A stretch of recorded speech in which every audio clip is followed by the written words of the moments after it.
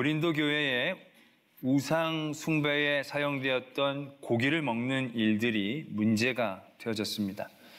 우리는 믿음이 굳건해서 먹어도 상관없다라고 얘기하는 분들도 있었고, 아니다, 우리가 신앙의 정결함을 위해서 먹으면 안 된다, 이제 그런 분들로 인한 다툼이 있었던 것 같습니다. 그 다툼에 대하여 하나님은 사도 바울을 통하여 이렇게 대답을 주십니다.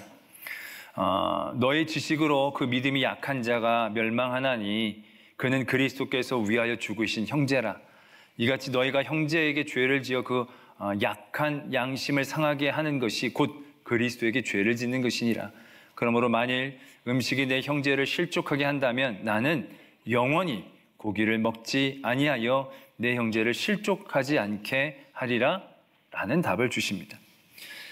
고기를 먹어도 되지만 그 고기를 먹는 것 때문에 약한 양심을 가진 우리의 형제가 실족하게 된다면 그 형제는 그리스도께서 피값 주고 사신 귀한 형제이기 때문에 그리스도에게 죄를 짓는 것이 된다. 그러니까 그 형제들을 위해서라도 그런 고기를 먹는 일들을 우리가 내려놓을 수 있어야 한다라는 것입니다.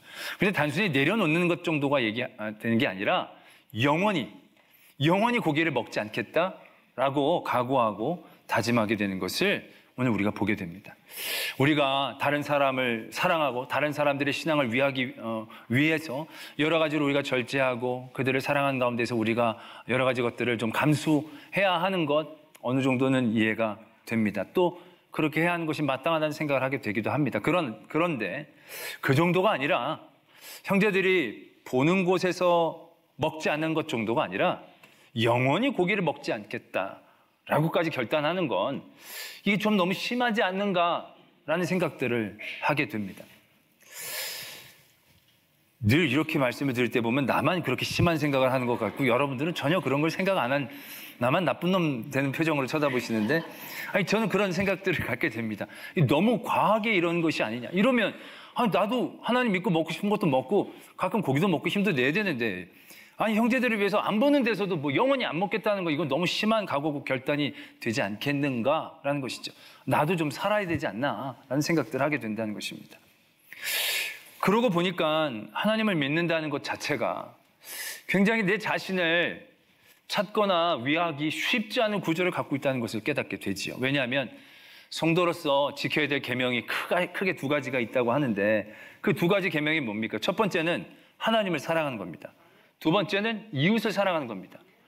그 이 두 가지의 계명을 우리가 열심히 지켜야 되는데 하나님 사랑하고 이웃 사랑하다 보면 나는 어디 있는가? 나를 위한 삶은 그럼 조금 더 하면 안 되는가? 이거 너무 우리에게 심한 마치 성인처럼 살아야 되는 삶을 우리들에게 요구하고 계시는 것은 아닌가라는 부담감을 갖게 될 때가 있다라는 얘기죠.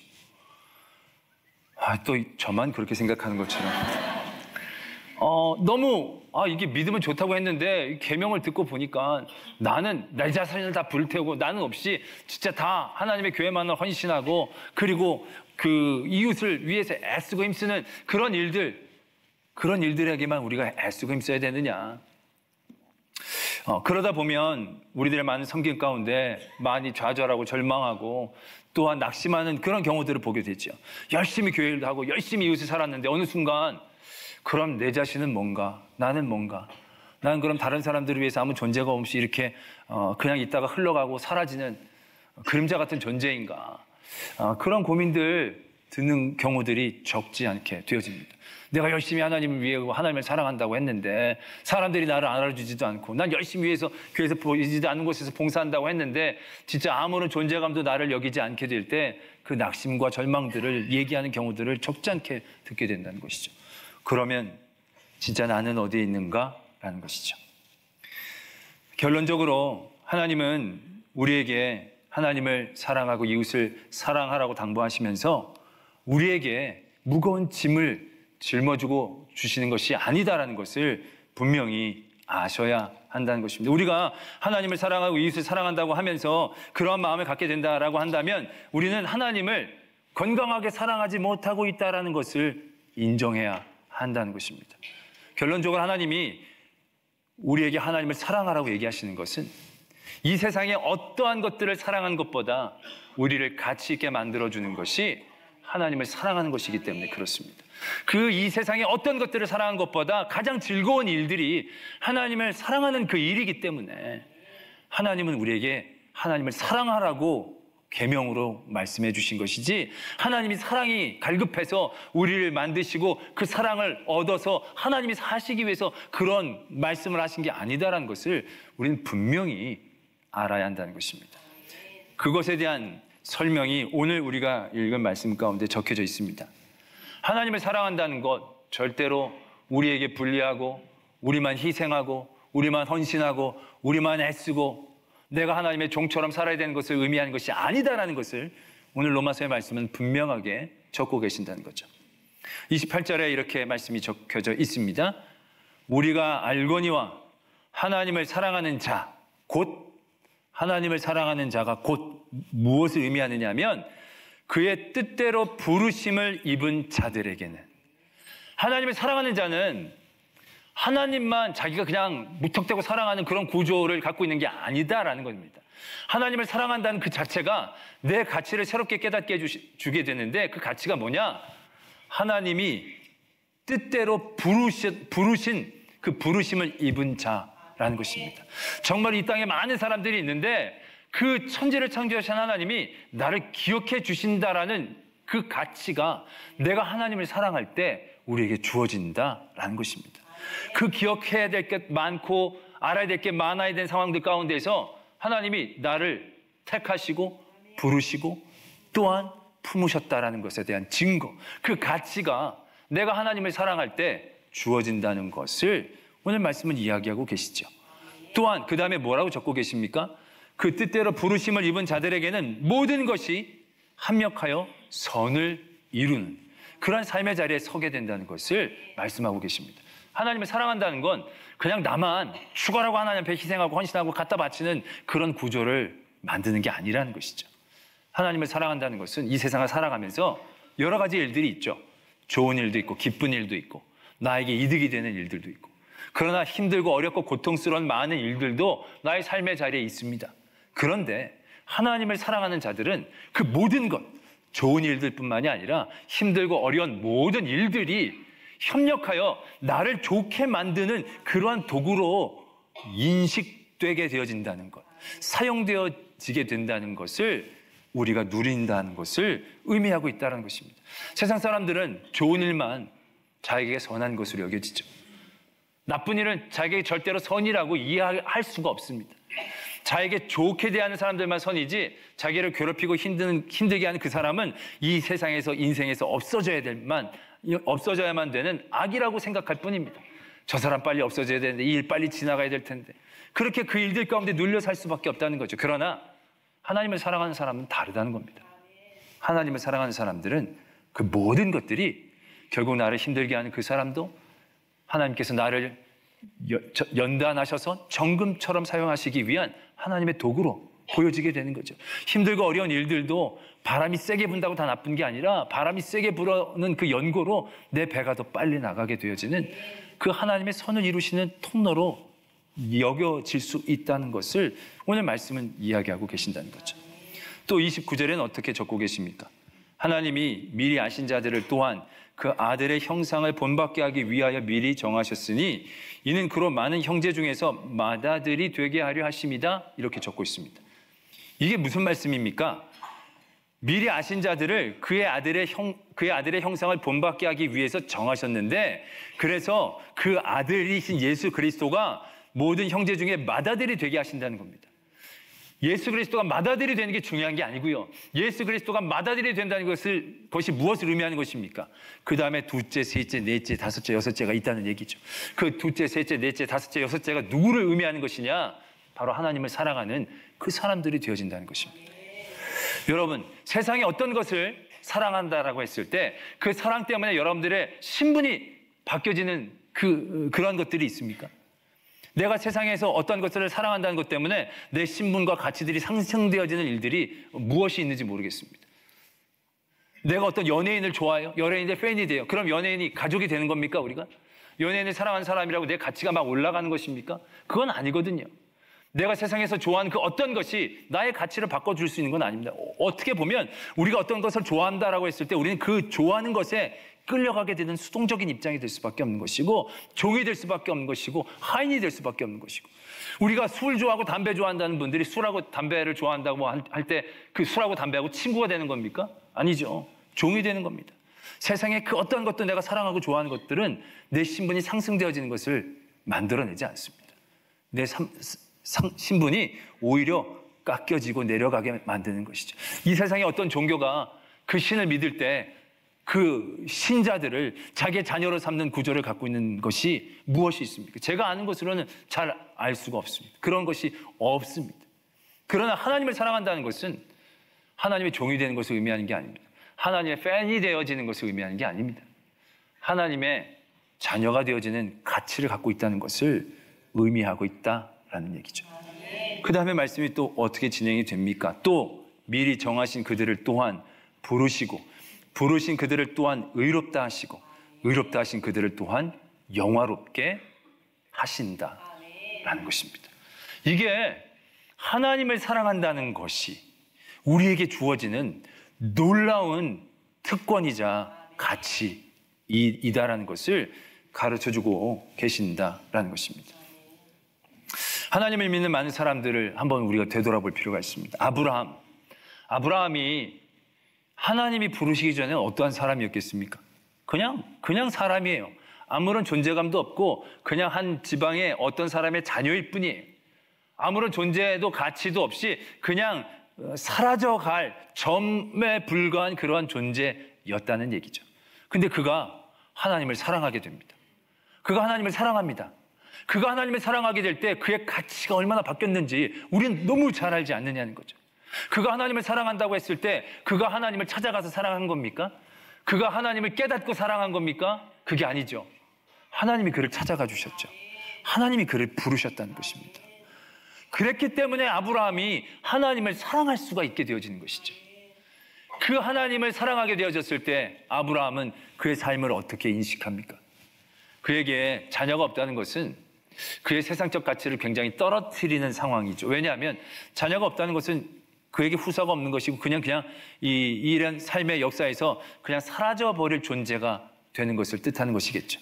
자녀가 없다는 것은 자기의 이름을 남길 수 없다는 것과 마찬가지 일이겠죠. 그러나 아브라함이 하나님을 사랑하게 되니까 그는 자신에 대한 새로운 가치를 깨닫게 되어지는 거죠. 세상의 가치에 그가 매이지 않는 것을 보이게 됩니다. 그가 하나님을 따라 나섰고 하나님을 사랑하게 된 다음부터 아브라함이 아들을 달라고 간절히 기도하고 간구한 것을 여러분들이 본 적이 있으십니까? 아니요. 아브라함 자기 아들에 대하여 하나님 앞에 그렇게 매달리지 않습니다. 왜요? 이미 아브라함은 자신의 새로운 가치를 깨달았거든요. 그 가치가 뭡니까?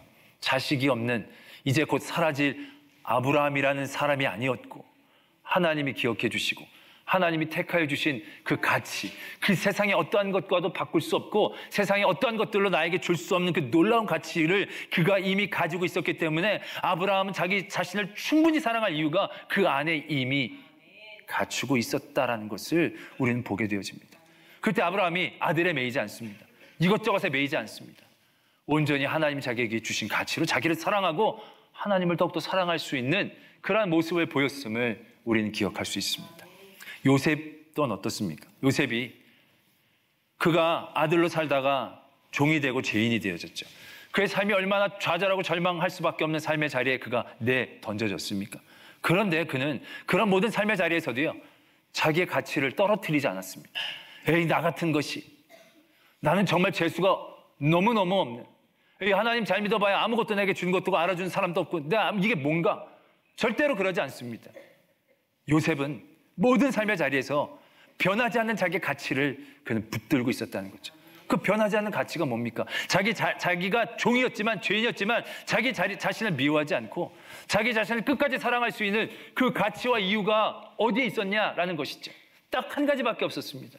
하나님, 그 하나님을 믿고 사랑하는 것, 그 하나님이 나를 사랑하신다는 것을 의지하고 믿는 것, 그게 요셉이 갖고 있었던 마지막 자기의 가치였습니다.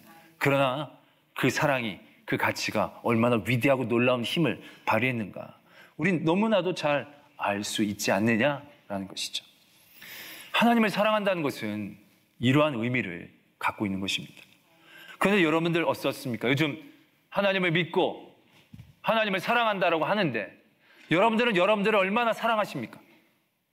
여러분들은 하나님을 사랑하는 그 가치로 여러분들을 얼마나 인정하고 계시는가라는 거죠. 아까도 말씀을 드렸지만 교회를 하다가 실망하고 좌절하는 분들 적지 않게 봅니다. 내가 하나님을 열심히 사랑하고 열심히 섬겼는데 이게 뭡니까? 라고 얘기하는 분들을 적지 않게 보게 됩니다. 그런 분들은 왜 그러한 일들을 겪게 되는 것이겠습니까? 그 안에 온전히 하나님을 사랑하는 마음이 없기 때문에 그렇습니다. 하나님을 사랑한다는 것이 무엇인지에 대한 건강한 깨달음이 없기 때문에 그렇다는 것입니다.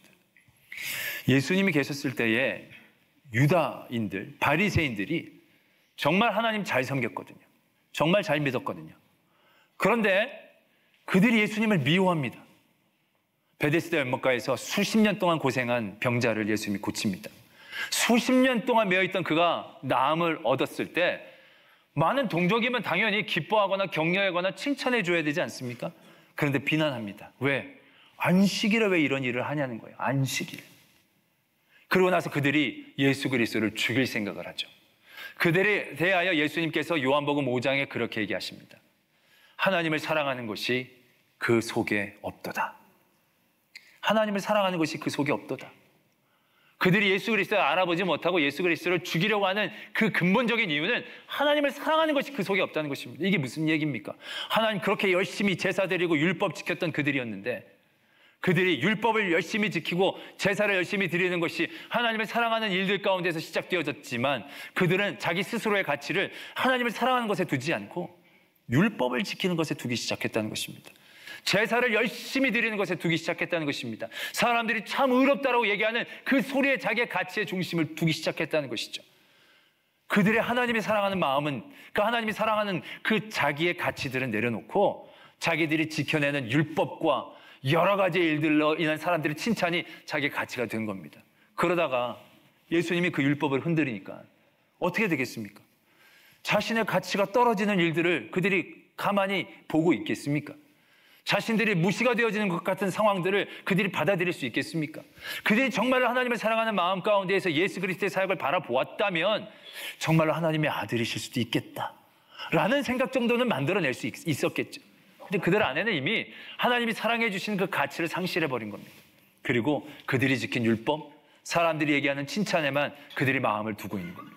그게 무너져갈 때 그것이 하나님의 아들일지라도 견딜 수 없는 괴로움 가운데 하나님의 아들을 죽이려고 하는 모습들을 그들이 행하고 있지 않느냐는 거죠. 사울은 어떻습니까? 사울은 왕이 됐습니다. 왕이 됐는데 그가 왕으로 자기의 가치를 삼습니다. 하나님이 세우신 것에 대한 하나님을 사랑하는 것에 자기의 가치를 깨닫는 게 아니고 왕으로 자기의 가치들을 만들고 붙잡고 자기를 사랑하려고 합니다. 그런데 그 사울에 대한 자기 사랑이 어떻게 됩니까? 정말로 행복하고 기쁘게 그의 왕위 자리를 그가 지켜낼 수 있었겠습니까? 아니죠. 내가 왕이고 이 왕이 내 가치인데 이 왕의 자리에는 누구든지 뺏을 수 있는 자리가 되는 게 아니겠습니까? 그 뺏을 만한 사람들을 보면 못 참는 거죠. 못 견디는 거죠. 다윗이 인기 좀 얻으니까 그걸 견딜 수가 없는 거죠. 왜요? 자기의 가치가 거기에 있으니까 괴롭고 힘든 그런 자리로 내몰릴 수밖에 없다는 것을 우리가 보게 되지 않느냐라는 것이죠. 우리들의 모든 삶의 자리에서 여러분들 왜 괴롭고 힘듭니까? 왜 가슴 아프고 무엇이 두렵고 왜 내가 열심히 하나님을 섬기는데도 왜 이런가? 나를 알아주는 사람들이 왜 없고 왜 이런가?